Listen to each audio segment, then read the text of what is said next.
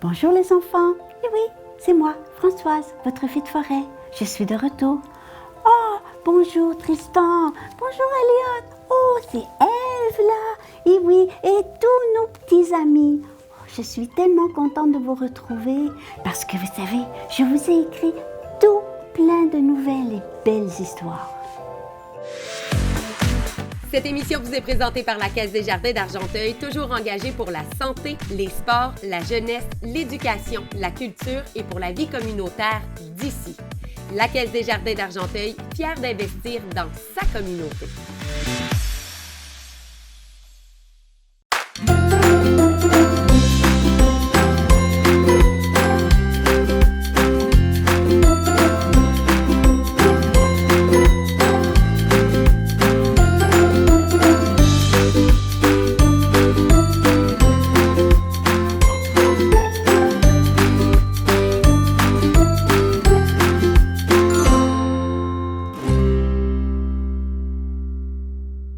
Alors aujourd'hui, je te raconte l'histoire de la belette entrée dans un arbre. Il était une fois dans la forêt une belette toute maigre et faible parce qu'elle avait été gravement malade. Pour se refaire une santé, elle se réfugia dans le tronc d'un arbre en entrant par un trou pas très grand et difficile à voir. Ainsi, elle serait à l'abri des prédateurs. Un prédateur, tu sais, c'est un animal qui se nourrit d'un autre animal, comme par exemple le renard, la chouette et l'aigle sont des prédateurs de la belette. Alors, notre belette, elle y trouverait facilement des petites proies comme des souris et des tonnes d'insectes pour se nourrir et redevenir forte et en pleine forme.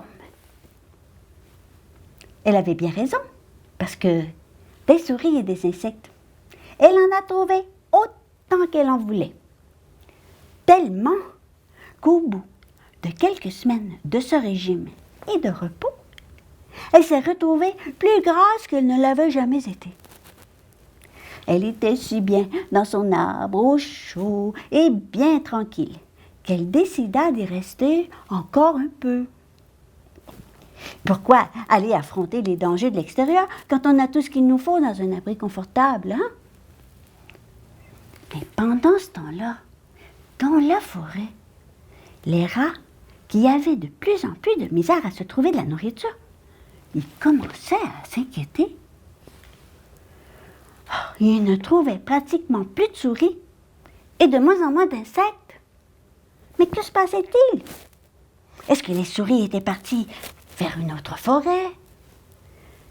Est-ce qu'elles avaient trouvé un endroit plus sécuritaire et plus joli?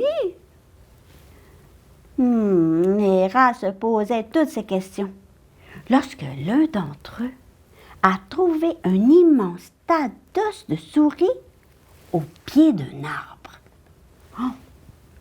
La belette, qui avait continué de manger presque sans arrêt depuis plus d'un mois, était devenue énorme. Elle se rendait bien compte qu'elle devait faire quelque chose avant de mourir d'avoir trop grossi. Eh bien, elle se décida enfin à sortir de son arbre.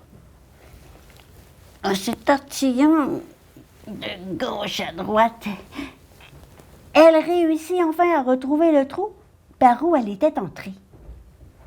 Mais, oh, malheur! En voulant s'y faufiler, elle découvrit qu'elle n'arrivait même pas à y mettre le bout de son museau. « Je ne peux plus sortir! Je vais mourir enfermée dans cet arbre! » que se disait en pleurant. Alors, désespérée, elle ne voyait qu'une solution. S'asseoir sans manger et attendre d'être redevenue aussi maigre que lorsqu'elle y était entrée. Le rat, qui avait été témoin de toute la scène, en se cachant près du tronc de l'arbre, alla retrouver sa famille en courant. « Ne vous inquiétez plus, j'ai trouvé la coupable. Une belette trop gourmande qui a mangé trop de souris. et qui se trouve maintenant prisonnière dans un tronc d'arbre. Elle ne remangera pas de sitôt.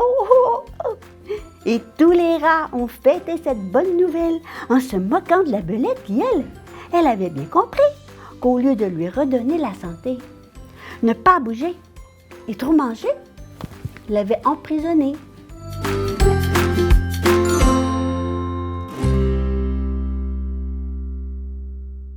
Comme d'habitude, Marc-Antoine, mon ami l'elfe d'école, a demandé à ses mini-elfes et ses mini-fées de dessiner notre belle histoire. Et mon ami Sylvain, l'elfe de la caméra, eh bien, il va nous les montrer. Allez, je les regarde avec toi.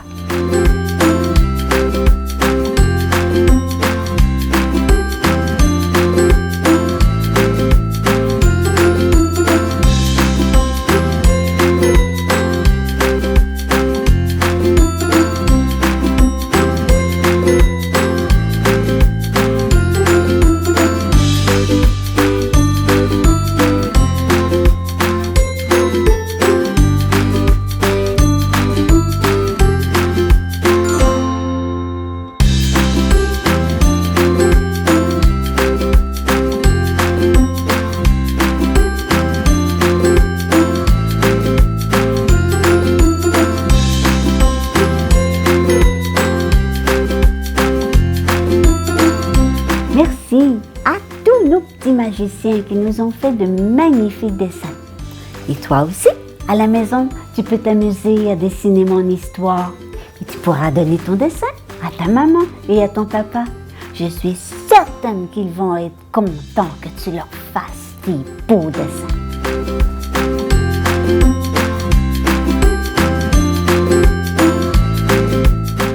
Oh, Charlotte.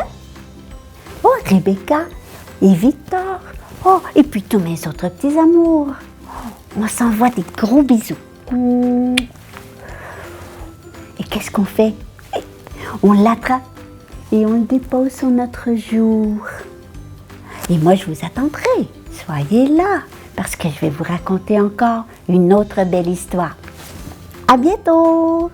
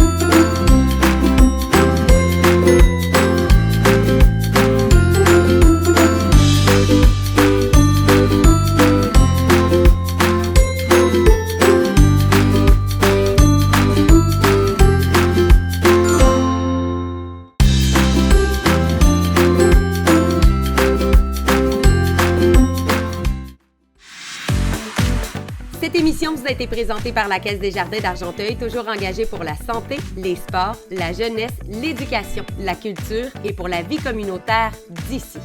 La Caisse des Jardins d'Argenteuil, fière d'investir dans sa communauté.